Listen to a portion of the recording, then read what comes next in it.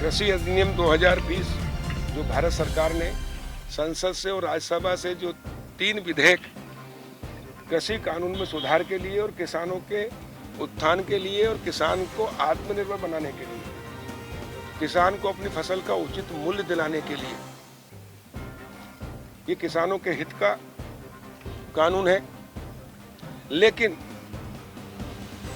कांग्रेस और कुछ हमारी विरोधी पार्टियां और कुछ हमारे विरोधी संगठन जो नहीं चाहते कि भारतीय जनता पार्टी मजबूत बने या देश मजबूत बने, वो लोग किसानों को बरगला रहे हैं और किसानों को गुमराह कर रहे हैं। ये कह रहे हैं कि ये कानून एमएसपी खत्म कर देगा, ये कानून मंडियां खत्म कर देगा, इससे किसान, कोई कह रहा है किसान को जहर दे रहे हैं, इंजेक्शन दे रहे हैं। ये निराधार झूठ है, गलत है, गुमराह कर रहे हैं। जो लोग इस प्रकार की बात कर रहे हैं वो किसान के हितैषी हो नहीं सकते।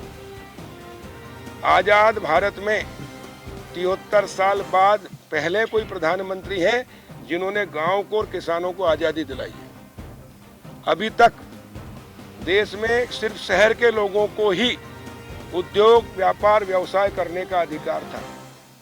सब्सिडी का फायदा, अनुदान का फायदा शहर के लोगों ने उठाया, लेकिन गांव के 73 साल तक एक भी किसान को खेती करने के अलावा खाद, बीज, दवाई, मोटर, ट्रैक्टर और हार्वेस्टर, इसके अलावा अगर किसान चाहे कि मैं आलू पैदा करता हूं, मेरा आलू 4 रुपए किलो बिक रहा है, आलू की चिप 300 रुपए किलो बिक रही है, तो मैं खुद क्यों ना आलू की चिप्स की फैक्ट्री डाल लूं।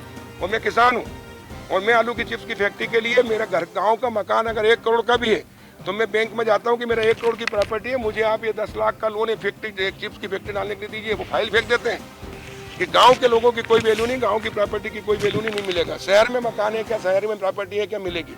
क्यों? गांव हिंदुस्तान में नहीं है क्या? कानून सबके लिए समान होना चाहिए।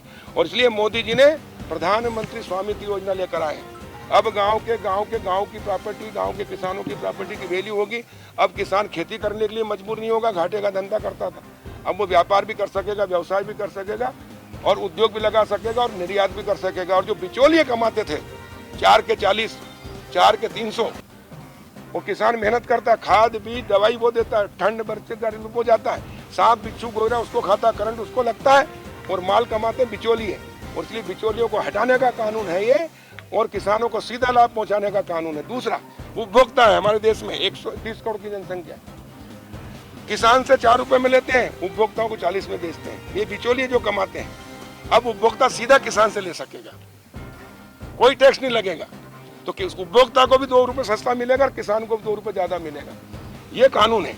और ये जो लोग विरोध कर रहे हैं, ये देश के भी विरोधी है, उपभोक्ताओं के विरोधी है और किसान के भी विरोधी है। हाँ, इनमें कोई कंडिका है, हम संतुष्ट करने को तैयार है। कोई भी किसान संगठन, कोई भी किसान चर्चा करें। मैं गाँव जा रहा हूँ, कल ही मैं रनाई में गया था, मैं खिड़किया गया, मैं शाहपुर गया, वहाँ किसानों से बताया कि ये कानून है, इसमें ये कानून किसानों के हित में, क्या हित में, तो पूरे किसानों ने हाथ ऊपर करके कहा कि किसानों के हित में।